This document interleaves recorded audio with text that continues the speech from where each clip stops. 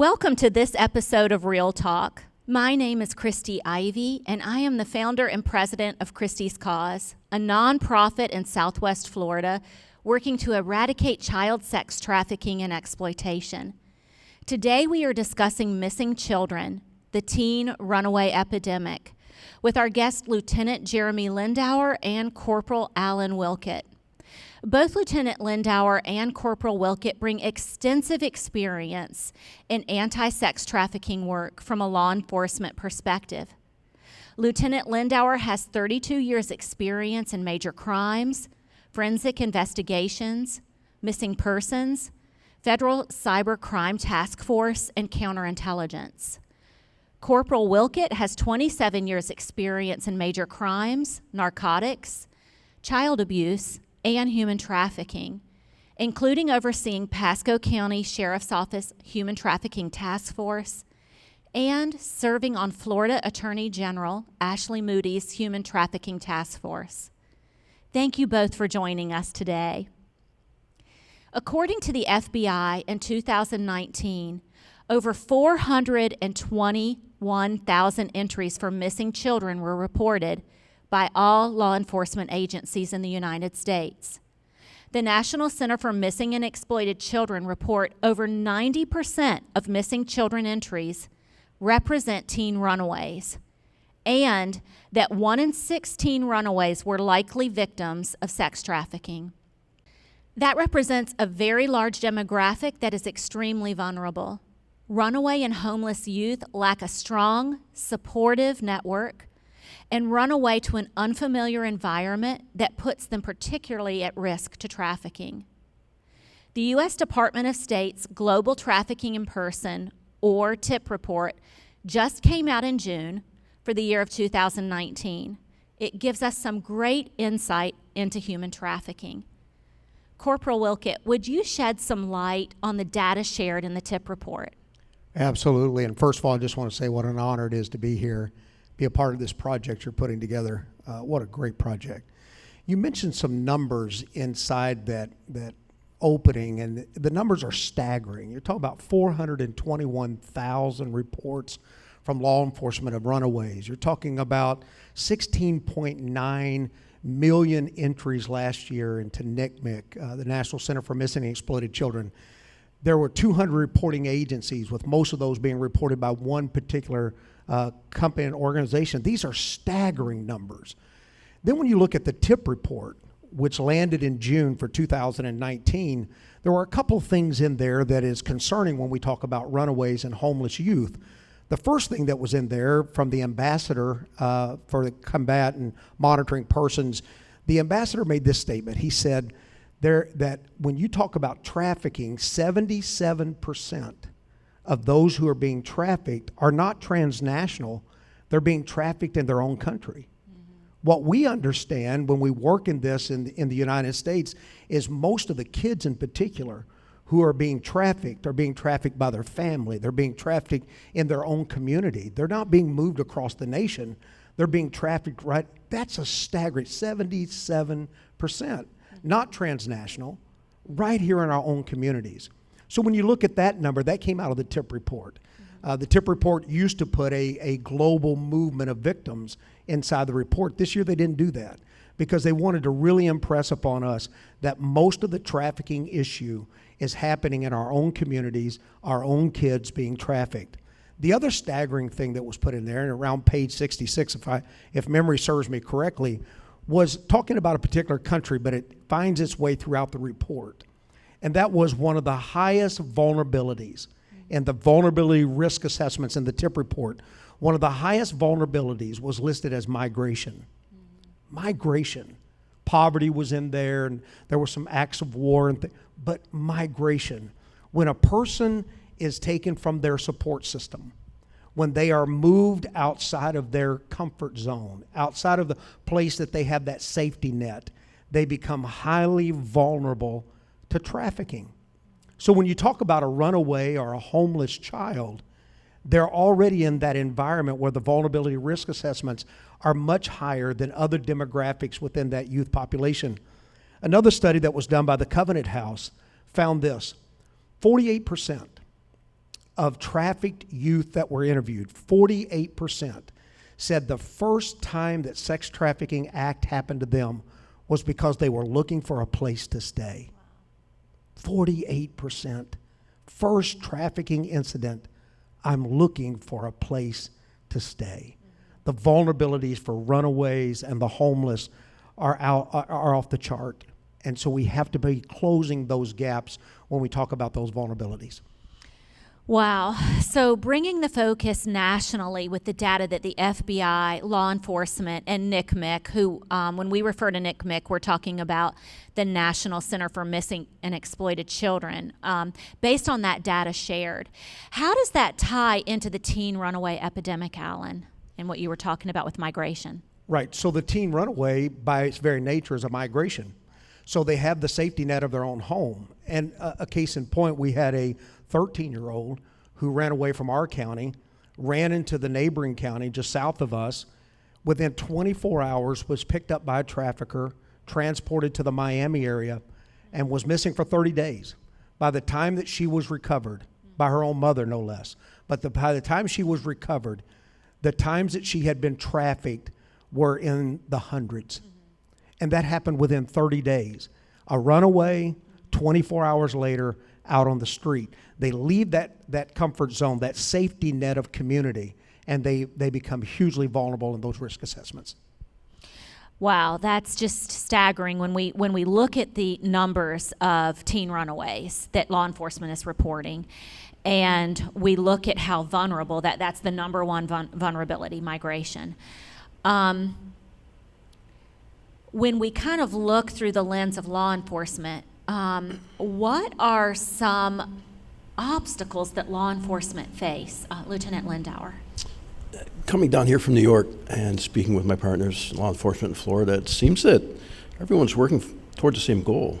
Common denominator, though, seems to be resources and manpower. It seems to be a common thread. Funding for the CACs. When you say CACs, tell us a little bit. The Child Advocacy Centers. We were lucky enough to have one in my jurisdiction, and they're worth their weight in gold. You can take a child there, and you have law enforcement, you have the psych needs, you have the medical professionals in one place. You don't have to take the child and reintroduce them to further mental trauma by taking them to different places. It's really a one-stop shop, and they do an amazing job. But again, the funding isn't there. Right. Big obstacle. A large obstacle. Manpower, funding. Corporal Wilket, what do you see as some obstacles that law enforcement are facing? Well, as the lieutenant said, manpower and resources are kind of go-tos, and stretched thin, manpower issues. But I would couple that or maybe explain that by looking at how cumbersome the cases are. Mm-hmm. So when you talk about a trafficking case, it's not a simple battery case where you have a victim, you take a statement, and then it's referred. These are cumbersome cases. These are very complex cases.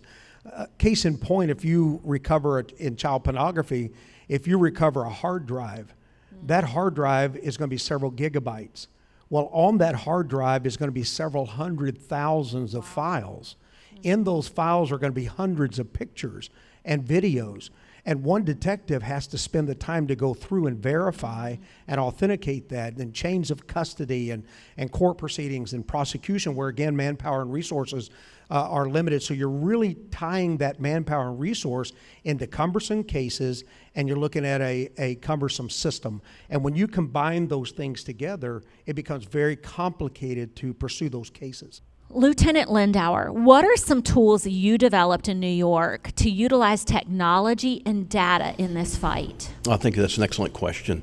Chris, one of the problems we identified was the fact that there was a lack in real-time or accurate info getting out to the people that need it, and that's the officers on the street.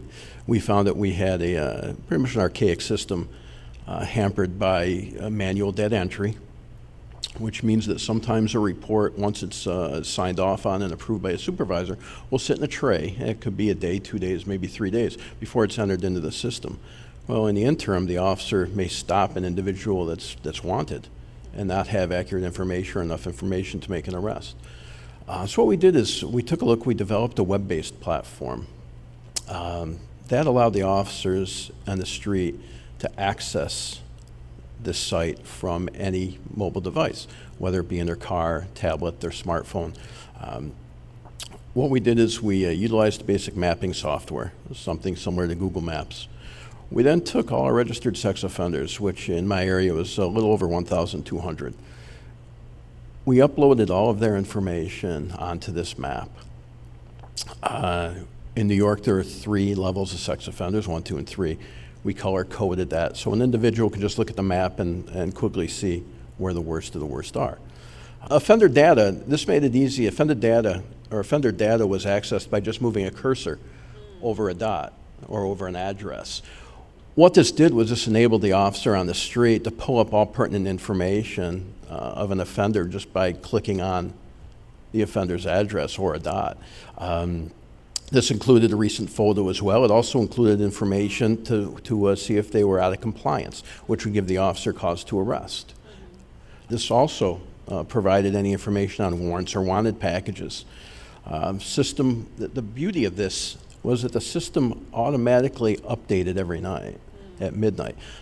So instead of manual data entry, if one of our 6 offenders showed up in any of our reports, because we used a computer reporting system, if any offender information showed up, it would automatically be uploaded. So it eliminated the need for about 99% of manual data entry. Something else we're working on, Christy, is we're working on tying the system to New York State DMV. That was going to enable us to get accurate, up-to-the-minute information on any new vehicles registered, which is crucial because going back to the map, we designed it so it was very searchable. We can enter an address. We have a missing child. We can say, I want to see all the registered sex offenders in a 5-block area. It would give us all the different offenders. We also had all the reports tied into that offender as well.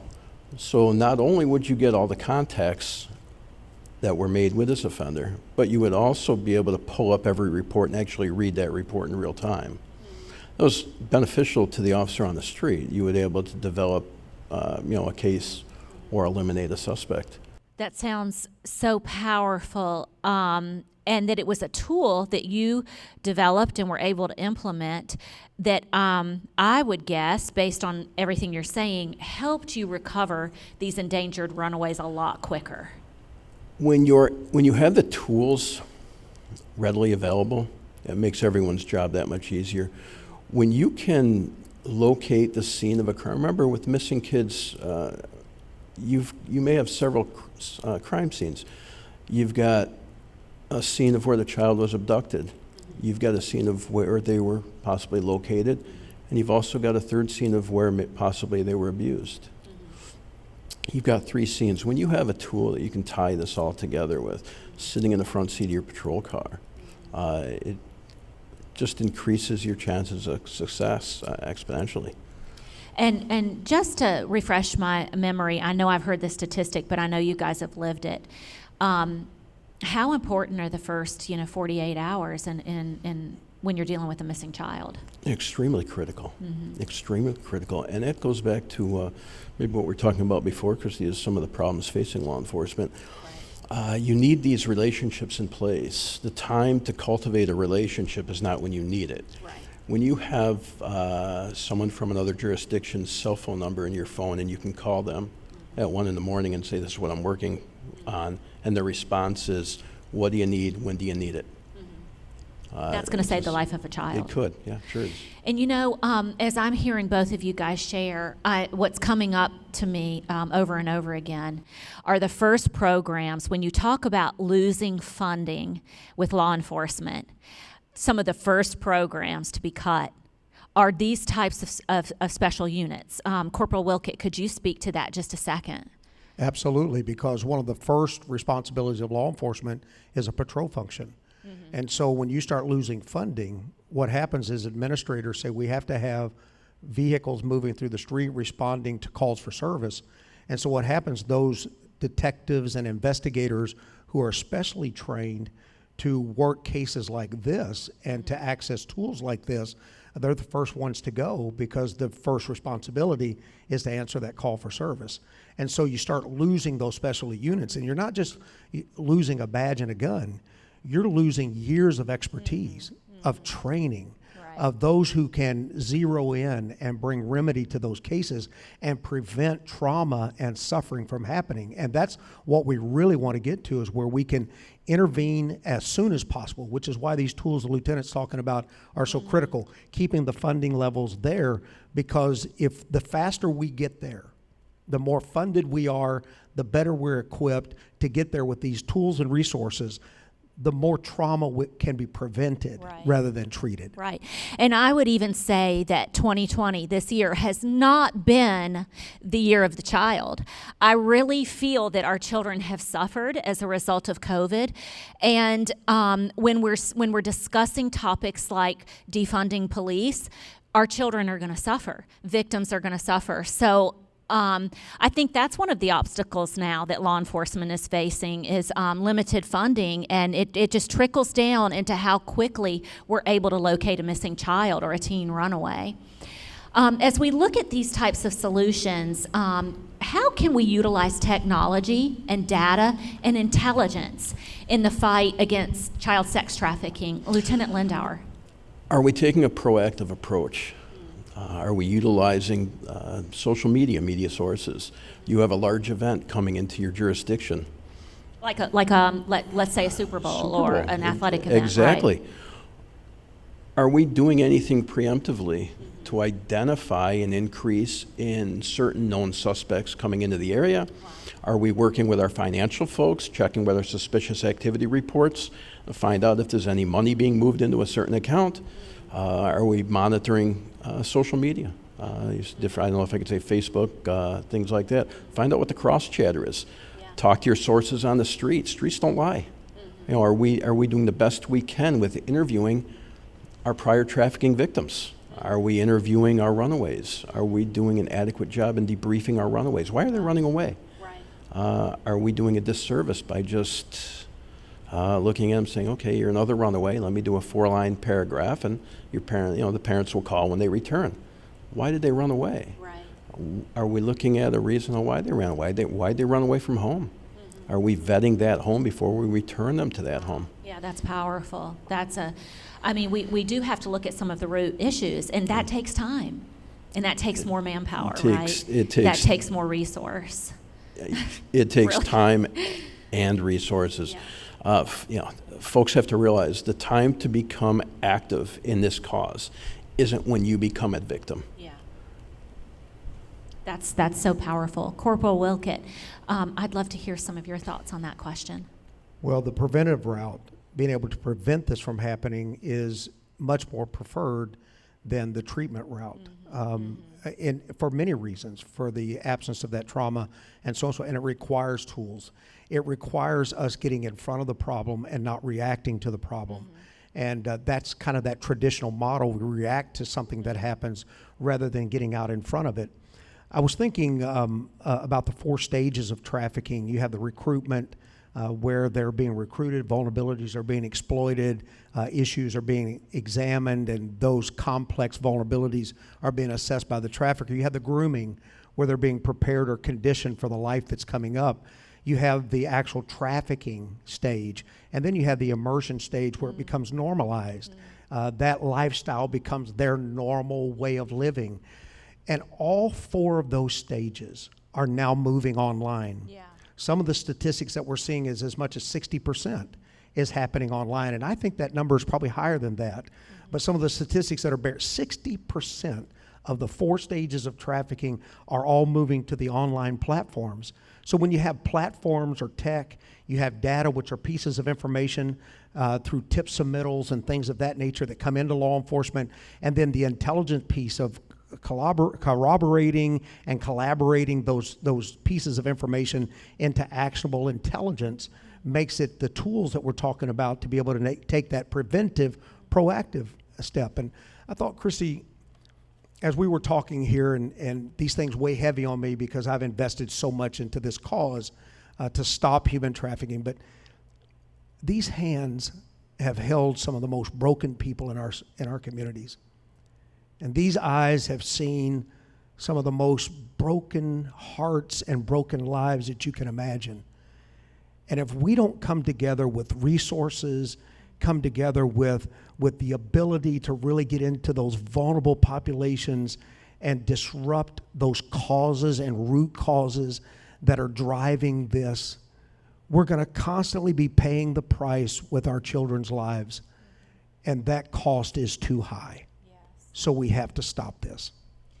I just want to thank both of you for being here and the years that you have invested in being on the front lines, protecting our communities. I am a survivor myself of sexual abuse by the hands of my father for 13 years. And I thank you that you care about victims and survivors in this community. Thank you for the years that you have invested to protect and to rescue so many children. Thank you for caring about children in our country. If you are in law enforcement and watching this episode and would like to continue to move these types of solutions forward, reach out to us so we can get you additional resources. Contact information is listed in the description of this video, and we would love for you to email us so that we can connect you with some of these guys and some of these solutions for your units. When we think about missing children, we need to realize the largest demographic of numbers represented are runaways and homeless teens. They're a very vulnerable population. Thank you both for sharing this information and being with us today and discussing really openly how we can look at some solutions for law enforcement. This information helps us realize how important our role as a community is to support and fund these types of initiatives. Please make sure you take advantage of the additional resources provided in the description of this video. And thank you for joining us today on this episode of Real Talk.